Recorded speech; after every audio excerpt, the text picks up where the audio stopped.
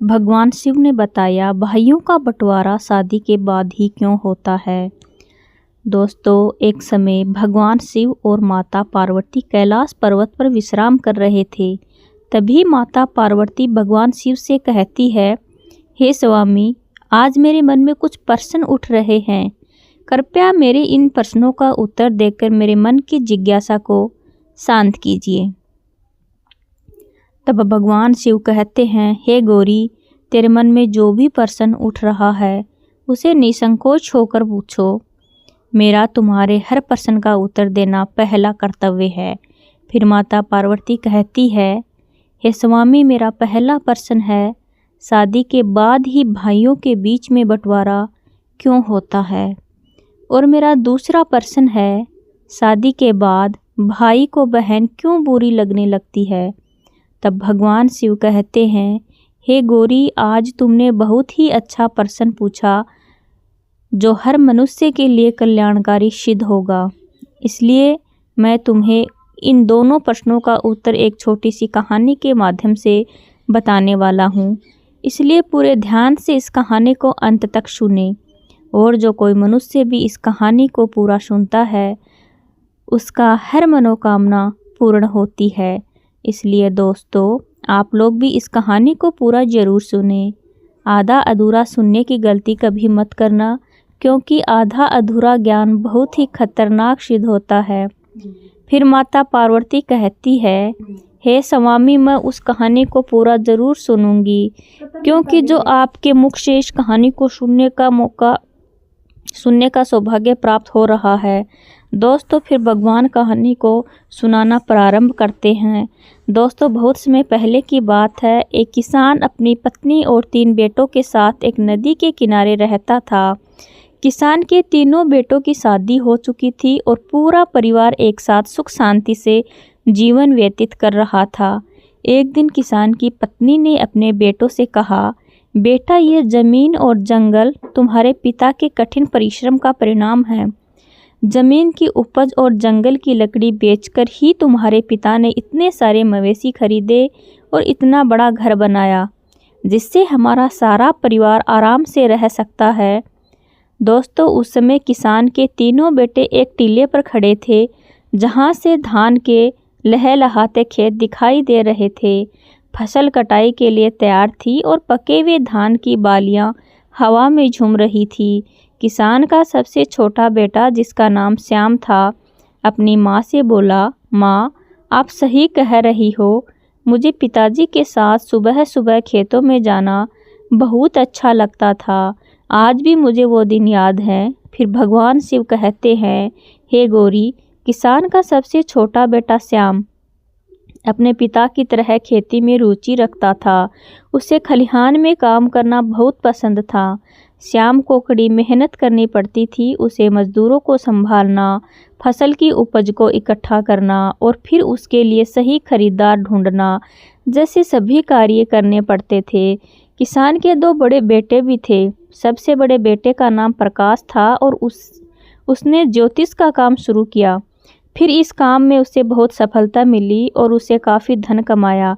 दूसरे बेटे का नाम अनुज था, जिसने व्यापार में सफलता प्राप्त की और वह भी बहुत पैसे कमाने लगा।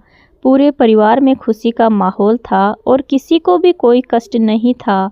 फिर एक दिन किसान बीमार हो गया और उसने अपनी पत्नी से कहा, मुझे लगता है मेरा समय आ गया है। तुम मुझसे एक वादा करो कि बच्चों के बीच कभी भी जमीन जायदाद का बंटवारा नहीं होगा। मैं चाहता हूँ कि हमारे तीनों बच्चे मिलजुल कर रहे और घर में कोई भी भेदभाव न हो, क्योंकि जिस घर की एकता टूट जाती है वह घर बिखर जाता है। फिर उसकी पत्नी ने वादा किया और किसान की मृत्यु हो गई। दोस्तों, फिर समय बीतता गया और एक दिन किसान की पत्नी ने अपने तीनों बच्चों को बुलाया और उसने कहा, बेटो, मैं तुमसे एक वादा लेना चाहती हूँ। तुम्हारे पिता की अंतिम इच्छा थी कि तुम्हारे बीच कभी भी जमीन जायदाद का बंटवारा नहीं होगा। तुम तीनों भाई और तीनों बहुएं हमेशा मिलजुल कर जीवन यापन करोगे, क्योंकि जिस घर की एकता टूट जाती है वह घर कभी भी उन्नत नहीं हो पाता है। दोस्तों फिर वही किसान की पत्नी की बात को सुनकर के तीनों बेटे कहने लगे, हाँ माँ, आप जैसा चाहती हो, पिताजी की जैसी इच्छा थी, हम उनकी इच्छा के विरुद्ध कभी नहीं जाएंगे और तीनों भाई हमेशा प्रेम से रहेंगे। दोस्तों फिर अपने बेटों की बात को सुनकर के माँ को बहुत ही खुशी हुई। वही जो सबसे बड़ा बेटा जिसका नाम प्रकाश था, वह ज्योतिष में बहुत ज़्यादा निपुण था, इसलिए आसपास के लोग उस प्रकाश से कई मामलों में राय लेने आते थे, तो प्रकाश का गुजारा बढ़िया तरीके से हो जाता था। वही दूसरे नंबर का बेटा जिसका नाम अनुज था, वह भी एक बड़ा व्यापारी था, उसकी भी कमाई ठीक ठाक हो जाती थी। वही सबसे बड़ी मुश्किल यह थी कि किसान का जो सबसे छोटा बेटा था, जिसका नाम श्याम था, वह बड़ी मशक्कत करता था, बहुत मेहनत करता था। सुबह से लेकर शाम तक खेतों में लगा रहता था, फिर भी उतनी कमाई नहीं कर पाता था जितनी कमाई दोनों बड़े भाई करते थे। दोस्तों फिर समय धीरे धीरे गुजरता गया।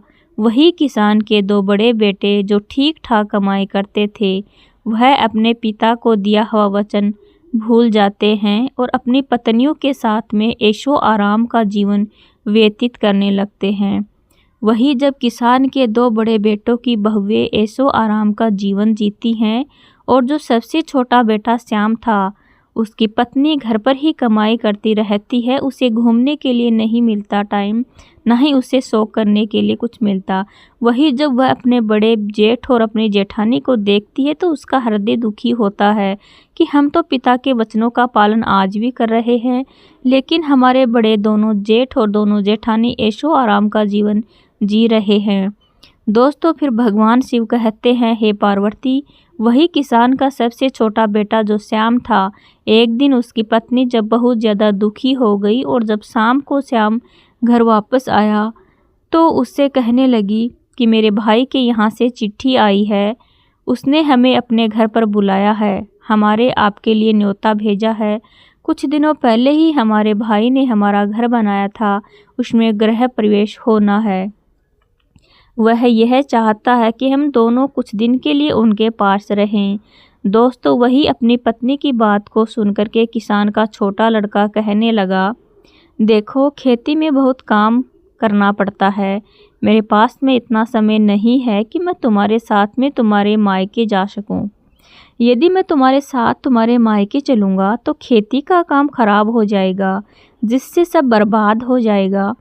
दोस्तों फिर वही पत्नी तमतमा कर कहने लगी कि ठीक है, हम जीवन भर इसी घर में पड़े रहेंगे, हमारे मन की कोई इच्छा नहीं है। दोस्तों वही पत्नी को गुस्से में देख करके किसान का छोटा लड़का कहने लगा, ठीक है, मैं ऐसा करता हूँ कि तुम्हारे जाने का इंतज़ाम कर देता हूँ, घर में नहीं जा पाऊँगा।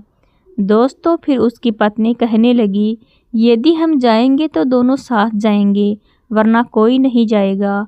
वही पत्नी की बात को सुनकर के श्याम कहने लगा, ठीक है, जैसी तुम्हारी मर्जी, जाना है तो जाओ, नहीं जाना है तो मत जाओ। दोस्तों फिर भगवान शिव कहते हैं, हे पार्वती, वही किसान के सबसे छोटे बेटे की बहू अपने दोनों बड़े जेठ और जेठानी का नज़ारा देख करके पहले से ही छिड़ी हुई थी कि महीना भर आराम करते हैं और ऐशो आराम का जीवन वह सभी बिताते हैं।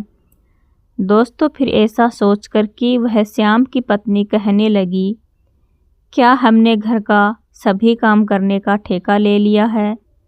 घर में और खेती का काम हम दोनों मिलकर करते हैं और आपके दोनों बड़े भाई आपकी भाभीयों के साथ में मौज मस्ती का जीवन जी रहे हैं। क्या आपने कभी सोचा है कि मेरा भी मन करता है हम भी शौक शान का जीवन जिएं? फिर जब उनको अपना अपना ही करना है, हम दोनों की कोई फिक्र ही नहीं है, वह तो दोनों बाहर रह करके मौज मस्ती का जीवन जी रहे हैं, फिर अपने अपने पत्नियों के साथ में चारों ओर घूमने चले जाते हैं और मैं हमेशा इस घर में ही पड़ी रहती हूँ। आप बताओ, क्या यह अन्याय नहीं है?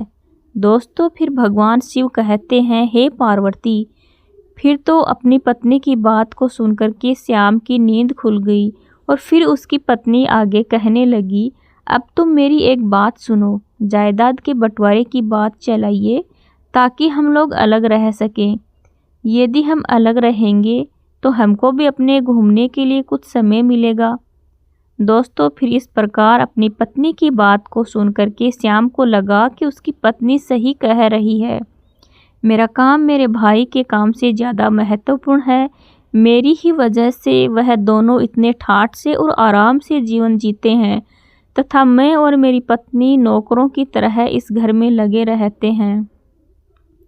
दोस्तों, फिर एक दिन जब सभी भाई घर में खाना खा रहे थे तो किसान के सबसे छोटे लड़के ने अपनी माँ और भाइयों से कहा कि उसे जायदाद में उसका हिस्सा चाहिए। अब वह शामिल नहीं होगा। फिर वही अपने सबसे छोटे बेटे की बात को सुन करके माँ को बड़ा झटका लगा और उसने कहा, तुम्हारे पिता चाहते थे कि तुम सब मिलजुल कर एक होकर रहो। दोस्तों, फिर वही सबसे छोटा बेटा कहने लगा, माँ मैं अब शामिल नहीं रह सकता हूँ। फिर तो दोनों भाइयों ने भी हामी भर दी और उन्होंने भी कहा, ठीक है, जायदाद का बंटवारा हो जाना चाहिए। वही ज़मीन जायदाद के सभी कागज़ जिनके आधार पर बंटवारा होना था वही सब तैयार किए जाते हैं। वही बंटवारा होने से पहले किसान की पत्नी अपने तीनों बेटों से कहती है कि बंटवारा बाद में होगा। पहले हमारे घर की परंपरा है, कोई भी कार्य करने से पहले सबसे पहले भगवान जगन्नाथ के दर्शन अवश्य करने चाहिए। फिर अपनी माँ की बात को सुन करके सभी बेटे तैयार हो जाते हैं और अपनी माँ की बात मान करके अगले दिन सभी बेटे अपनी पत्नियों और माँ के साथ में यात्रा पर निकल पड़ते हैं। दोस्तों, फिर मंदिर में दर्शन करने के बाद में जब सभी भाई वापस लौट रहे होते हैं तो उनकी माँ ने कहा, बच्चों मैं बहुत थक गई हूँ और मुझे बहुत तेज़ भूख लग रही है। आप सभी भी भूखे होंगे और बहुओं को भी भूख लग रही होगी। चलो एक काम करते हैं, किसी ठीक से स्थान पर बैठ कर के कुछ खाना खा पी लेते हैं। दोस्तों, फिर गांव के बाहर ही एक पुराना मंदिर था और पास में ही खाने की दुकान थी। वही जब सभी परिवार खाना खाने की तैयारी करने लगा तो माँ ने कहा, बेटा हम लोग खाना खाने के लिए तो जा रहे हैं मगर रुपयों की थैली जो थी वह तो मैं कहीं भूल आई हूँ, जिससे अब यहाँ से घर तक जाने के लिए हमें काफ़ी पैसा चाहिए और यहाँ खाना खाने के लिए भी हमें पैसा चाहिए। यदि हमारे पास पैसा नहीं होगा तो ना तो हम घर पर पहुँच पाएंगे और ना ही हमारा पेट भर पाएगा। अब तो एक ही उपाय है जो कि मैं इन बहुओं के साथ में इसी मंदिर में रुकती हूँ और तुम तीनों भाई एक काम करो कि किसी गांव में जा कर के कोई काम ढूंढ लो जिससे कुछ रुपयों की जुगाड़ हो जाए। तीनों अलग अलग अपना काम करो। तुम जो भी कुछ कमा कर लाओगे उन्हीं पैसों से हम कुछ खा पाएंगे और यहाँ से घर पहुँच पाएंगे। दोस्तों, फिर तीनों बेटों ने अपनी माँ की राय मान ली और तीनों भाई अलग अलग दिशाओं में पैसा कमाने के लिए निकल पड़े। दोस्तों, फिर चलते चलते किसान का छोटा बेटा श्याम जब कुछ दूर बढ़ा तो वह एक स्थान पर पहुंचा जहां कुछ लोग गंभीर चर्चा कर रहे थे। फिर श्याम ने उनसे पूछा, आप लोग इतने उदास क्यों हैं? क्या बात है? क्या मैं आपकी मदद कर सकता हूँ? वहाँ खड़े लोग बोले, इस ज़मीन के इस हिस्से में हमेशा पानी जमा रहता है और हम यहाँ कुछ भी उगा नहीं पाते हैं। फिर भी हमें राजा को इसका लगान देना पड़ता है। अब हमें समझ में नहीं आ रहा कि क्या करें। तब श्याम ने कहा, अगर मैं आपको धान उगाने का तरीका बताऊं तो मुझे क्या इनाम मिलेगा?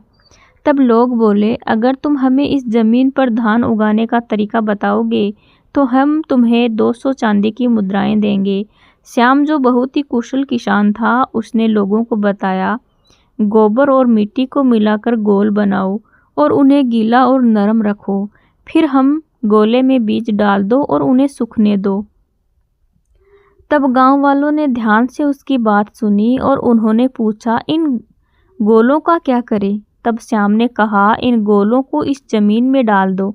ये गोल ज़मीन में धंस जाएंगे और बीज भी अंकुरित हो जाएगा। दोस्तों, फिर गांव वालों ने श्याम के बताए हुए तरीके का पालन किया और उस बंजर जमीन में बीज अंकुरित हो गए। तब गांव वालों ने श्याम को धन्यवाद दिया और खुशी खुशी उसे 200 मुद्राएं भेंट की। दोस्तों फिर श्याम उन मुद्राओं के साथ अपनी माँ के पास उसी मंदिर में लौट आया। दोस्तों किसान का दूसरा बेटा अनुज घूमते घूमते एक दिन एक स्थान पर पहुंचा जहां उसने देखा कि एक व्यक्ति पेड़ के नीचे बैठा हुआ उदास नजर आ रहा था। फिर अनुज ने उससे पूछा, आप इतने चिंतित क्यों हैं? क्या मैं आपकी किसी तरह से मदद कर सकता हूँ? फिर वह व्यक्ति बोला, हम 4 भाई हैं। हमारे पिता के निधन से पहले उन्होंने अपनी सारी संपत्ति हम चारों में बांट दी थी, लेकिन एक काली बिल्ली थी जिसे बांटना बहुत मुश्किल था। हम सब ने तय किया कि बिल्ली हम सबके साथ रहेगी। फिर एक दिन उस बिल्ली की एक टांग टूट गई जो मेरे हिस्से में आई थी। मैंने उसकी जख्मी टांग पर तेल लगाकर पट्टी बांध दी। बिल्ली को आँच अच्छी लगती थी, इसलिए वह चूल्हे के पास सोने चली गई। जैसे ही वह सोई, चूल्हे से निकली एक चिंगारी उसके तेल लगे कपड़े पर गिर गई और आग लग गई। जब बिल्ली वहां से भागी तो आसपास के घरों में भी आग लग गई और सब कुछ जलकर राख हो गया। पड़ोसियों ने इसका सारा दोष मुझ पर मढ़ दिया, क्योंकि आग की शुरुआत उस टांग से हुई थी जो मेरे हिस्से में आई थी। मामला पंचायत तक पहुंचा और पंचों ने कहा कि जिस टांग से आग लगी वह मेरे हिस्से की थी, इसलिए पूरा नुकसान मुझे ही भरना होगा। लेकिन मेरे पास इतने पैसे नहीं हैं, अब मैं क्या करूं? इसी वजह से मैं चिंतित हूं। उस व्यक्ति की बात सुनकर अनुज ने कहा, चिंता मत करो, अगर मैं तुम्हारी समस्या का समाधान कर दूं तो तुम मुझे क्या दोगे?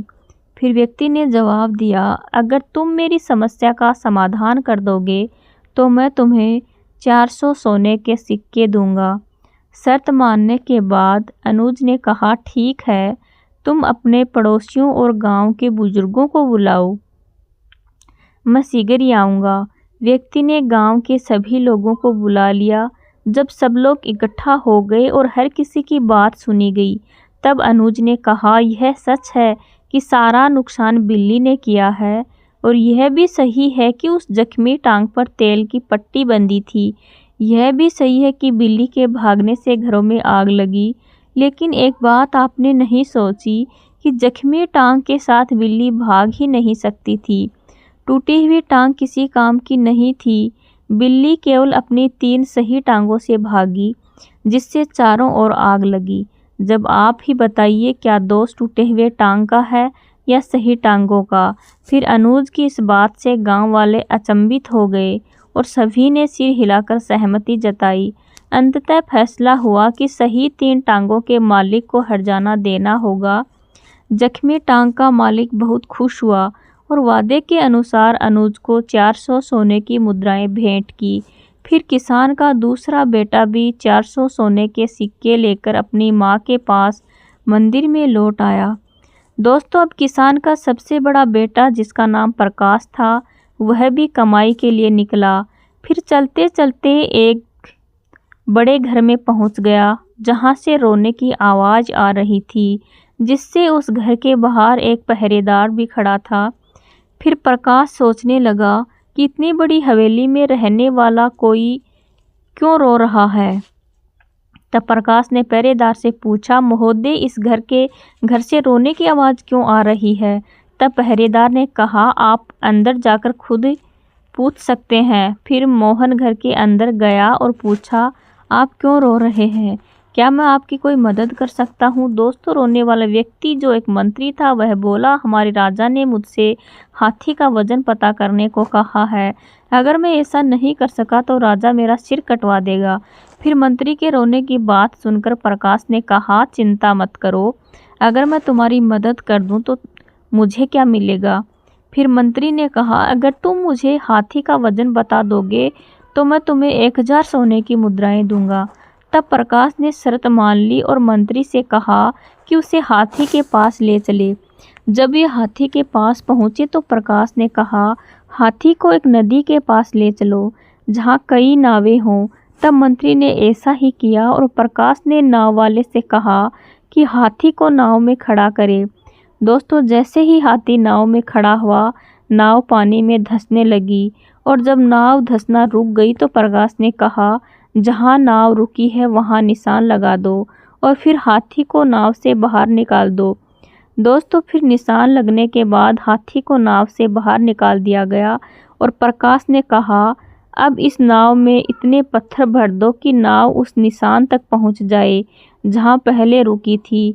दोस्तों, फिर पत्थर भरने के बाद जब नाव निशान तक पहुंच गई तो प्रकाश ने कहा, पत्थर डालना बंद करो और पत्थर निकाल लो। इन पत्थरों का वजन ही हाथी का वजन होगा। दोस्तों, मंत्री ने इस उपाय से हाथी का वजन पता कर लिया और प्रकाश को 1000 सोने की मुद्राएं दी। फिर वह भी प्रकाश मुद्राओं के साथ अपनी माँ के पास मंदिर लौट आया। दोस्तों, फिर भगवान शिव कहते हैं, हे पार्वती, इस प्रकार सभी भाई जब धन कमा करके मंदिर में लौट आए तो सभी ने बड़े ही प्रेम से खाना खाया और दुकान वाले का इतना पैसा बना कि तीनों भाइयों ने जो पैसा कमाया था वह सारा उस खाने में चला गया। केवल उनके पास में उतना ही पैसा बचा जिससे वह खर्च करके अपने घर वापस आ सके। दोस्तों, जब किसान की पत्नी अपने बच्चों और बहुओं के साथ में घर वापस आई तो उसने रुपयों वाली थैली एकदम से निकाल करके अपने बेटों के सामने रख दी और कहा, मैंने जानबूझ करके इस थैली को छुपा लिया था ताकि मैं तुम्हें समझा सकूं कि एकता में कितनी शक्ति होती है, क्योंकि तुम तीनों भाइयों ने मिलकर के जो भी धन कमाया था उस धन को इकट्ठा करके ही हम लोगों को खाना मिला और बचे हुए पैसों से हम अपने घर आ सके। यदि तीनों भाई मिलकर के एक जगह कमाई एकत्रित नहीं करते तो आज हम ना पेट भरकर खाना खा पाते और ना ही वापस घर पर आ पाते। इसलिए हमेशा ध्यान रखना, जब तक झाड़ू बंदी है तब तक उससे सफाई हो सकती है, जब उसकी सिक बिखर जाती है तो फिर झाड़ू किसी काम की नहीं रहती। इस प्रकार जब तक तुम तीनों के अंदर एकता का भाव रहेगा तब तक इस घर की उन्नति होती रहेगी और जिस दिन बंटवारा हो गया उस दिन इस घर की उन्नति रुक जाएगी। इसलिए तुम्हारे पिताजी ने मरने से पहले मुझसे वचन लिया था कि मैं तीनों बच्चों के अंदर कभी बंटवारा ना होने दूंगी। दोस्तों, फिर भगवान शिव कहते हैं, हे पार्वती, तुमने पूछा था कि शादी के बाद भाइयों के बीच बंटवारा क्यों होता है, तो समझो, अक्सर लोग कहते हैं कि बंटवारा बहुओं के कारण होता है, लेकिन ऐसा नहीं है। बंटवारे की नौबत इसलिए आती है क्योंकि जब दो भाई ज़्यादा कमाते हैं और एक भाई कम कमाता है तो ज़्यादा कमाने वाले भाई अपनी पत्नियों के साथ ऐशो आराम की ज़िंदगी जीने लगते हैं और कम कमाने वाले भाई की अहमियत नज़रों में कम हो जाती है। कम कमाने वाले भाई की पत्नी यह सब देखती है कि दिन रात मेहनत करने के बावजूद उनका जीवन कठिन है, जबकि घर की जिम्मेदारी निभाते हुए भी उनके जेठ अपनी पत्नियों के साथ शानदार जीवन जी रहे हैं। यह स्थिति उसे बुरी लगती है और वह अपने पति से कहती है कि अगर हमें मेहनत ही करनी है तो अलग रहना बेहतर है, क्योंकि कम से कम जो कमाएंगे वह हमारा होगा और हम अपनी इच्छाओं के अनुसार जी सकेंगे। दोस्तों, यहीं से भाइयों के बीच दरार पड़ने लगती है और बंटवारा हो जाता है। भाइयों के बंटवारे को रोकने में माता पिता का महत्वपूर्ण योगदान होता है। यदि माता पिता अपने बच्चों में संस्कार डालें कि चाहे कोई कमाए ज़्यादा या कोई कम कमाए, सभी भाई अपनी अपनी कमाई एक जगह एकत्र करें और एक साथ बैठकर निर्णय लें कि क्या करना है और सभी बहुओं को समान अधिकार दें, तो बंटवारा नहीं होगा। यदि ऐसा होगा तो इस बुद्धिमान माँ के बच्चों की तरह घर में कभी बंटवारा नहीं होगा। दोस्तों, साथ ही यह 5 बातें सभी भाई और उनकी पत्नियों को हमेशा गुप्त रखनी चाहिए, जिससे परिवार की एकता हमेशा बनी रहे। यह 5 बातें हमेशा परिवार को टूटने से बचाती हैं। यदि किसी भाई को कभी भी धन की हानि हो या उसका धन बर्बाद हो जाए तो यह बात किसी अन्य को न बताए। धन ऐसी चीज़ है जो इंसान का बल होता है और जब लोगों को ये पता चलता है कि इनके पास में धन नहीं है तो वह आपका सम्मान करना बंद कर देते हैं और आपकी प्रतिष्ठा धूमिल कर देते हैं।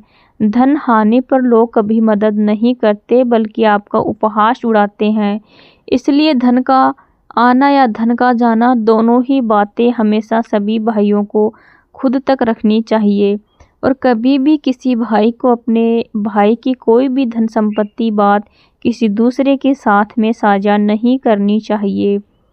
किसी भी पुरुष को हमेशा अपने जीवन और घर की बातों को हमेशा अपने तक ही रखना चाहिए।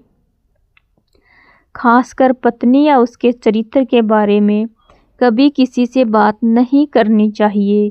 जो पुरुष स्त्री का सम्मान नहीं करता उस पुरुष का समाज में कभी सम्मान नहीं होता। ऐसे पुरुष की प्रतिष्ठा हमेशा दांव पर रहती है। इसलिए अपने परिवार में अपने परिवार की बातें कभी किसी को ना बताएं। अपने भाई के दुख या राज की बातें कभी दूसरों को न बताएं।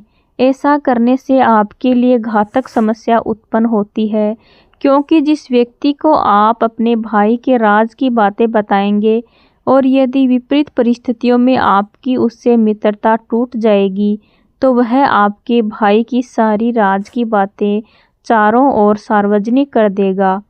वही लोगों के बीच में आप केवल हंसी के पात्र बन जाएंगे और फिर बाद में इस दुख से आप बहुत दुखी होंगे। इसलिए कभी भी अपने घर या परिवार या खुद की बातें किसी के सामने ना बताएं, चाहे वह कितना ही प्रिय मित्र क्यों ना हो। यदि आप या आपका भाई किसी के द्वारा ठगे गए हो या किसी ने धोखा दिया हो तो ये बात सभी भाइयों को अपने तक ही रखनी चाहिए। अपनी ही ठगी का जिक्र करने का मतलब है कि आप अपना मखौल खुद ही उड़ाते हैं। यदि आप ऐसा करेंगे तो लोग आपको मूर्ख समझेंगे। इसलिए कभी भी किसी की भाई को ऐसा नहीं करना चाहिए। यदि आपके भाई को किसी ने कभी धोखा दे दिया है तो कभी भी परिवार की बातें दूसरों के सामने जाहिर ना करें। इससे भाइयों के बीच में फूट पैदा होती है।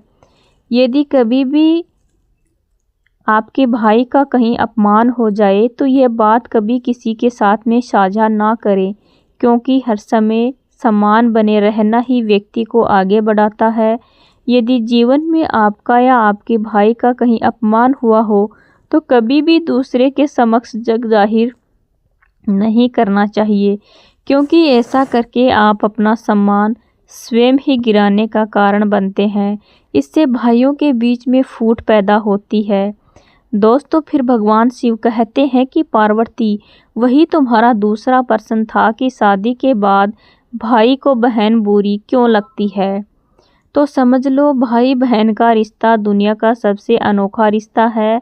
इस रिश्ते में तकरार है तो भरपूर प्यार भी है।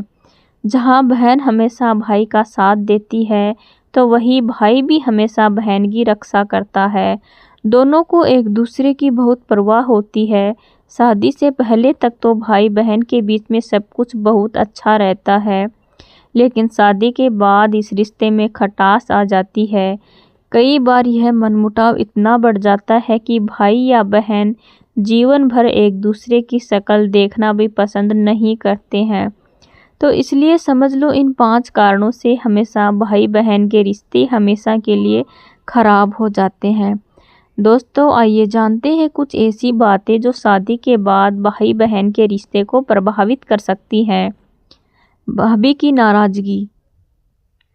भाई की शादी के बाद आपको सिर्फ अपनी माँ और भाई का नहीं बल्कि अपनी भाभी का भी पूरा सम्मान और प्यार करना चाहिए। अगर आप भाभी से कुछ गलत कहेंगे तो वो नाराज़ हो सकती है और ये नाराज़गी भाई तक पहुंच जाएगी, जिससे भाई शायद खुलकर कुछ न कहे, लेकिन वो आपसे दूरी ज़रूर बना सकते हैं। बहन को नज़रअंदाज करना। जिस तरह है भाभी के साथ अच्छा व्यवहार करने से भाई का दिल जीत सकते हैं, वैसे ही बहन की अनदेखी करने से रिश्ते में दूरी आ सकती है। भाई का ये फर्ज होता है कि वो शादी के बाद भी बहन को उतना ही प्यार दे जितना पहले देता था। अगर बहन की शादी नहीं हुई है तो भी उसकी बातें समझनी चाहिए और अपनी जिम्मेदारी निभानी चाहिए। रिश्तों में औपचारिकता। बचपन से लेकर शादी तक भाई बहन का रिश्ता अनौपचारिक रहता है। वे लड़ते झगड़ते हैं, एक दूसरे का मजाक उड़ाते हैं और साथ ही रूठते मनाते भी हैं। लेकिन शादी के बाद कुछ भाई बहन इस रिश्ते को केवल औपचारिक रूप से निभाते हैं, जिससे रिश्ता कमज़ोर हो जाता है। बेहतर होगा कि बीच बीच में एक दूसरे का हालचाल लेते रहें और बचपन की यादों को ताज़ा करते रहें। शादीशुदा ज़िंदगी में दखल देना। कई बार बहनें भाई की शादीशुदा ज़िंदगी में ज़रूरत से ज़्यादा दखल देती हैं, जिससे रिश्ते में खटास आ जाती है। चाहे भाई बहन शादीशुदा हो या नहीं, बहन को भाई की निजी ज़िंदगी में दखल नहीं देना चाहिए। ऐसा करने से रिश्ते खराब हो जाते हैं। ताना मारने की आदत। कई बार भाई बहन का रिश्ता इसलिए खराब हो जाता है क्योंकि बहनें हर समय भाई को ताने देती रहती हैं। शादी के बाद भाई के व्यवहार में थोड़ा बदलाव आ जाता है क्योंकि उसके अपने परिवार की भी जिम्मेदारियां होती हैं। अगर बहन हमेशा भाई को ताना मारेगी कि वो बदल गया है, तो रिश्ते में दूरी बढ़ने लगेगी और रिश्ते खराब हो जाएंगे। इसलिए बहन को भाई के निजी जीवन में दखल नहीं देना चाहिए, तभी भाई बहन का प्यार बना रह सकता है। तो दोस्तों, भगवान शिव ने माता पार्वती को पूरी कहानी सुनाई। आशा करती हूँ कि आपको अच्छी